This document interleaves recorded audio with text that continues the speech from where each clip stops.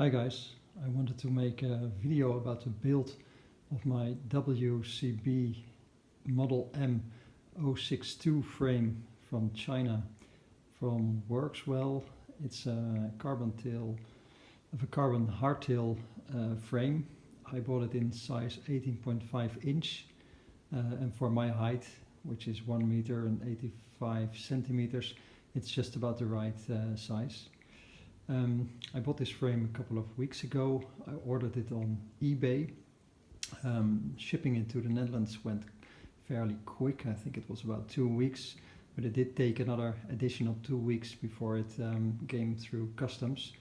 And you have to take into account that you have to pay some additional VAT tax to get delivery of it, which equivalents to about 1/3 of the price that you buy it for. The quality of the frame is exceptionally good. It's well finished. I cannot see any flaws in it. It's I think comparable to any branded frame. I choose black matte finish. I don't know if there's other options available as well. One of the choices you have to make is what type of bottom bracket you would like. In my case, I chose a BSA thread bottom bracket because from the internet I read that this is the least complicated. You can easily work on it yourself. It's less prone to cracks and squeaking noises compared to press fit bottom brackets. It does come at a weight penalty. It's about 100 grams heavier than a press fit bottom bracket. Another choice you have to make is what type of hangings you want on the back side for the axle. You can choose a quick release or a through axle. Because my wheel set has a quick release, I choose to install the quick release deraillieur hangers, but you can quite easily change them to through axle type, which are also being included in the shipping. So if you choose to buy a different wheel set later on, you can easily change it. What I ordered as an extra was this seat post from Carbon. This is from the same manufacturer. The reason why I ordered this is that it's slightly smaller than the one I had. This one is 27.2 millimeters, whereas my old one was 31.8 or something like that. I don't know exactly, so it didn't fit, so I had to order a new one. The rest of the components have been donored by my old aluminium hardtail 29-inch mountain bike. A couple of new things were ordered on AliExpress as well. Things like this carbon fiber steering handlebar.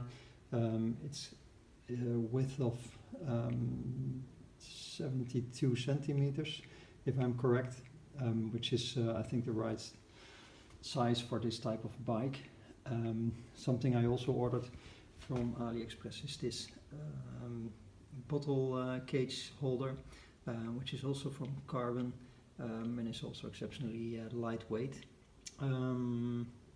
So the finishing of the bike went fairly easy. I think it was mostly done in one evening.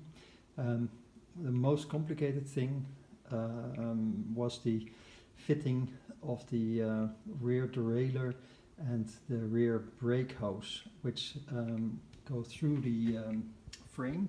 As you can see it here, it exits the frame, and here it enters the frame. It was less complicated than I expected. One of the reasons was that when I inserted the rear derailleur of a cable, it went above the bottom bracket, so it didn't went underneath it, but it went above it. There is apparently space for that, so it found its way quite easily here into the main tube. And when you disconnect these small caps, you have some room to manipulate and to see what you're doing. So especially the rear derailleur was quite easy to install. It was a little bit more fiddly to enter the brake hose here in the back. That one went under the bottom bracket like it used to be. There's a small a cap is there which you can open to see what you're doing. Then it has to make quite a steep angle, go up via the bottom tube, and then in order to exit here, which is quite a small gap, you have to manipulate it. But if you detach these two caps here, there is some way to guide it the right way. So how does it ride? I think it rides exceptionally well. The frame originates from a specialized stump jumper hardtail frame, which was the frame that Specialized used up until 2016. This is a cross-country hardtail mountain bike, which was also used for World Cup riding. So it is really a racy bike. It's not a comfort bike. It's only built for speed. And that's something I do recognize when you ride it. It's got a very steep angle for the fork, which I think translates into being very agile. It's very eager to change course, so it feels much more like, let's say, a 26-inch bike compared to my previous 29er. But the downside is that it's less comfortable. I also choose to install a stem which is has got a negative angle of 17 degrees and a length of 10 centimeters, 100 millimeter, which also adds to this more sporty ride. If you want to have a more comfortable ride, you can change it and probably also use a shorter stem, which will make a more comfortable ride as well. Also something I changed compared to my original bike was that I switched from 2 gears in front to a single speed up front, which is very suitable for the type of riding I do here in the Netherlands, which is mostly flat with only some small hills. You don't need a range of 2 times 11 gears. 1 times 11 is perfect for the type of riding I use it for. In the rear I use a 42 tooth for the largest and an 11 tooth for the smallest chain wheel, and this gives me plenty of range. I haven't run into problems or limitations either at speed or during climbing. An additional thing I changed are these lightweight 116 millimeter disc brakes. They are lighter than the original disc brakes which were fitted, especially at the front, because at the front originally there was a 180 millimeter disc brake, so I reduced it in size. You had to also remove the spacer, which is near the brake caliper, and I think that's 160 millimeter is plenty of braking power for cross-country riding, so that's very good. And also I switched to very lightweight silicone grips on my handlebar, which are quite fiddly to install because they are very, they don't slide on it. You have to really manipulate it and use force to get them onto the bar, but once they're in place you will not lose them, that's for sure.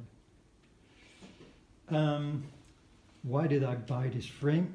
I already mentioned that it is originally, it shares the geometry with a Specialized bike, which I really like. I read good reviews about it, so it's less of a leap in the dark than when you go for a frame with a geometry that's unknown to you.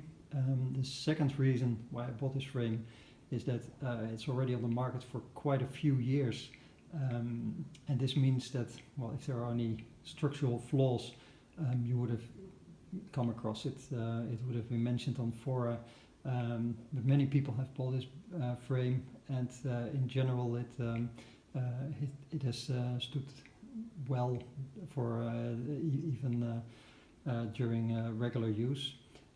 The only thing I read was that in some cases here at the seat post a crack could occur, but okay, that's nothing catastrophical, and I think it is also depending upon the weight of the rider, how deep your seat post is inserted into the frame. If it's only for a couple of centimeters, you will put a lot more stress on that than when it's inserted much deeper. I used a 400 millimeter seat post to ensure this. And final reason also being the of having this ability to choose for a BSA bottom bracket, which, okay, it's slightly more heavy, but it's something I can install myself, and if the bearings wear out, I can easily replace them at very low cost. So that was also an important reason. So that's about it. If you have any questions, you can leave a comment, and I will try to answer them. Bye.